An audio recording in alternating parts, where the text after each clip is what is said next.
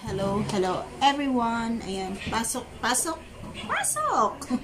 Pasok po kayong lahat. Ayan, at makinig sa aking isang reaction video na naman dito sa isang tinulungan ni Daddy Frankie na si Ate Janet na doon nakatira sa gilid ng kalsada na isang kariton lang ang kanyang tinitirahan kasama ang kanyang mga anak.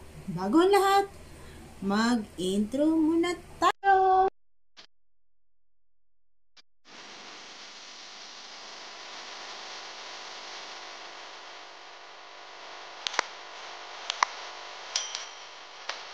Guys, si Ate Janet ay nandito sa Manila na nakatira sa gilid ng kalsada nakasama ang kanyang dalawang anak at ngayon ay wala na ho ang kanyang asawa.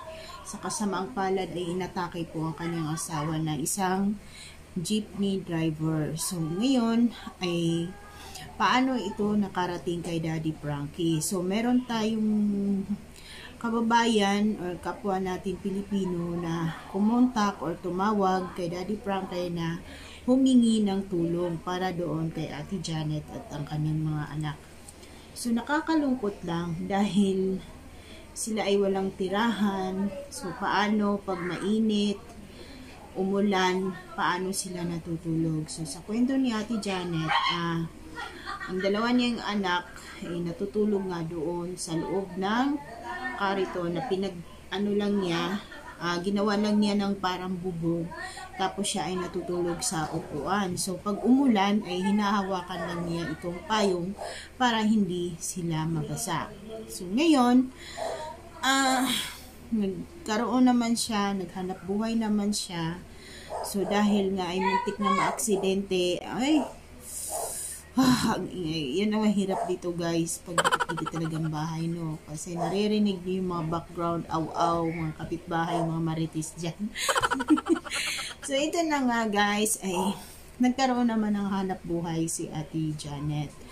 So na muntika ng muntika ng aksidente yung anak niya dahil nasa gilid lang sila ng kalsada, nagbebenta, mga street vendor, parang ganun. Tapos yung anak niya muntik na daw masagasaan. So ito ay natigil niya. So paano ba ang kanilang pang-araw-araw? Parang napakahirap, no? Kasi lalo na't may maliit ka pang bata, may 3 years old ka pa at kailangan pa talaga nagagatas yan. So yun nga, humihingi sila, tingi-tingi.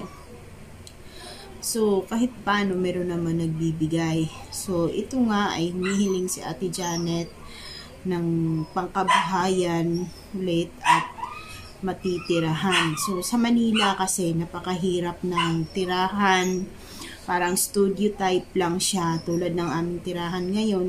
Studio type lang siya, gawa ng maliit na kwarto para lang meron tayong maliit na privacy.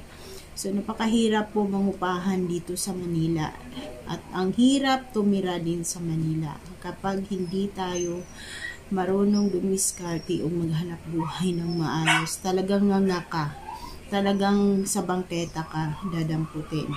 So yun na nga, since si Ate Janet ay maliit pa yung mga anak niya, wala pa siyang katuwang sa buhay, wala pa siyang kasama na maghanap buhay para doon sa kanyang mga anak, paano niya buhayin. So ito, masipag naman si Ate Janet. Hanap din naman siya ng paraan. So, yun pa din, hindi pa rin sapat ang kanyang kinikita at mas maganda talaga na habang siya ay naghahanap buhay, meron silang tirahan. Kahit maliit lang, studio type lang. Yung kasama na dyan, kusina, sala, yung salam parang doon na kayo lahat matulog, diba? Bihis, parang ganun kasi sila lang naman at ang kanyang dalawang anak. So kakalungkot. And yun ay thank you kay Daddy Frankie dahil hindi ito nagdadalawang isip na puntahan si Ate Janet, hindi man agad-agad dahil sa dami ng tinutulungan, no? At nabigyan niya ito ng kaunting tulong, nabigyan niya ito ng pangunang bayad sa bahay, no? 1 month, and then kaunting pangkabuhayan. So, thank you kay Daddy Frankie at sa mga nag-sponsor at sa mga viewers na no skipping ads. Maraming salamat sa inyo at saka sa team Daddy Frankie na handang sumuporta. So, wala man kaming financial na maibigay sa pamagitan ng aming suporta. Nandyan kami lagi. And syempre, kay Aling Rochelle, maraming salamat. At bago pa tayo dito, humaba ang ating kwentuhan. Please subscribe, Daddy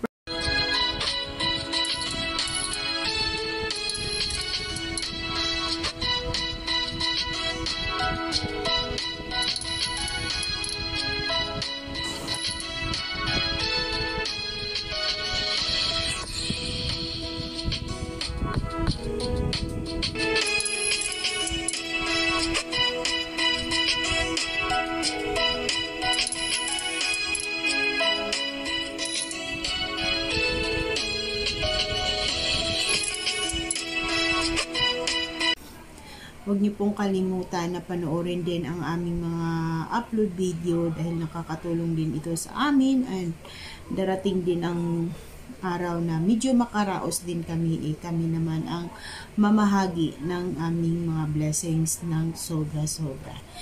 So, yan, yun na nga ay hindi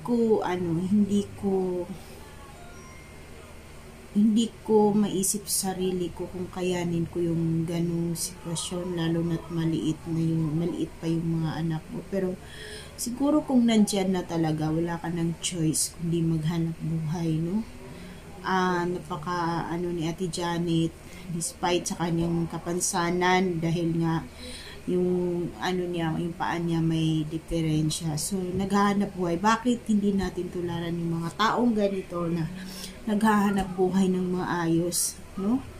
Masarap kumain ng pinaghirapan na pinagkitaan natin kaysa kumain tayo ng anong tawag nito? Pangmadalian ba, kumbaga may naagrabyado pang tao.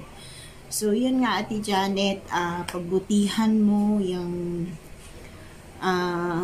paghanap buhay mo, hindi lang. Kasi marami na nga ngayon na tinulungan, hindi rin naman tinulungan yung mga sarili, kaya wala ding napupuntahan. Kumbaga, bumalik pa rin doon kung anong buhay sila noon na sobrang hirap. Marami pong ganyan nangyayari din ngayon ng mga tinutulungan ng mga nag-charity na sila din hindi rin nila tinutulungan ang kanilang pang-araw-araw na buhay. So, napakaswerte natin dahil meron tayong mga nag-charity nga handang tumulong kasi pamumuhunan din yan sarili nilang pera. So dumudukot talaga sa sarili nilang pera, namumuhunan, and then so yun na nga sa mga hindi po nakakaintindi ng mga nag-charity na binabash nila. So try niyong pumunta talaga. Ito lagi kong sabihin, try niyong pumunta or sumama sa isang charity vlogger kung paano sila tumulong. Kasi ibang-iba talaga na makita mo na in person yung mga taong tinutulungan. Ibang-iba yung nararamdaman mo. Kaya masabi mo sarili mo, lagi kong sinasabi na masabi mo sa sarili mo na napaka-bless mo dahil meron pa palang mas higit na naghihirap ang buhay kaysa sa'yo. So, ayun nga, sana ay si Ate Janet, ingatan niya, alagaan niya yung mga taong tumutulong. Din akong nagpapasalamat, no, sa mga viewers, kahit paiilan-ilan pa lang ho ang nanonood sa mga upload ni Daddy Frankie. Pero alam kong darating ang tamang panahon na si Daddy Frankie mas malawak, mas marami pang matutulungan. Hindi lang dito sa Manila at isang lalabas na siya ng Metro Manila sa probinsya kasi meron din tayong mga kababayan na nasa bundok, nasa nakatago na sobra din ang paghihirap sa buhay. So yun, ito lang, medyo maiksi ang ating reaction video. Kung sino man po ang makakatulong kay Ate Janet, please contact Daddy Frankie sa FB page niya, and then direct nyo na po siyang kukontakin. Ang piso kapag yan ay naipon-ipon na, malaking halaga na po yan, malaking tulong na po yan. At sana si Ate Janet tuloy-tuloy na ang kanyang paghahanap buhay para sa mga anak. Huwag sumuko, laban lang, kasi pag ang nanay na may pangarap sa anak, hindi ka susuko sa buhay. So lagi yan araw-araw sa pamumuhay natin dito sa mundo. Ang ating inspirasyon ay ang ating pamilya, lalong-lalo na ang ating mga anak. So mangarap tayo para sa ating mga anak para hindi tayo sumuko. At wala tayong karapatan magreklamo talaga na bakit ganito lang ganyan. So bawat pagising natin sa umaga ay blessings na lalo ng good health tayo, nakakagalaw tayo, kasi yun nga, ang bawat segundo, minuto ng ating buhay ay hindi natin hawak, hindi natin alam. Kaya mas maganda yung nakakatulong ka, naging mabuti ka sa ibang tao.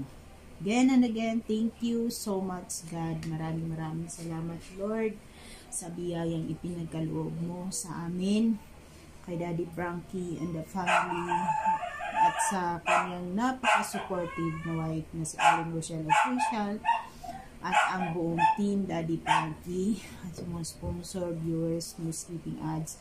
Maraming salamat sa inyo, guys. God bless, and see you on my next upload video. Thank you and bye-bye. Ayan, may nakalimutan pala ako, guys. Ayan. Shout out pala sa nanonood ng aking last premiere. Ayan, shout out to Grease4104, kay Regen Vlogs, thank you so much. Kay Aling Rochelle, ayan, sa mga nanood. Kay Midori, maraming salamat po. Pinay sa Isla, Lani Asis Vlog TV, thank you so much. And then, sino pa ba? Si Johaina, Johaire, maraming salamat sa inyong panonood at suporta sa aking premiere, and Christopher Kala Vlog, maraming salamat. And then sa kay Boost GB, maraming salamat po sa panonood. Sino pa ba yun, guys? Yung mga magsusulat na nga ako ng isi-shoutout ko, parang medyo nakalimutan ko. Ayan, maraming salamat po sa lahat ng nanonood at nagtsatsaga po dito sa aking channels. Malaking tulong po ito, guys, lalo na hindi kayo nag-skip ads sa aking So kahit paano, nakatulong kayo sa aking pangangailangan dito sa Pinas, kasi alam naman natin napakahirap ng buhay, no? So thank you so much, and maraming salamat po talaga, and God bless.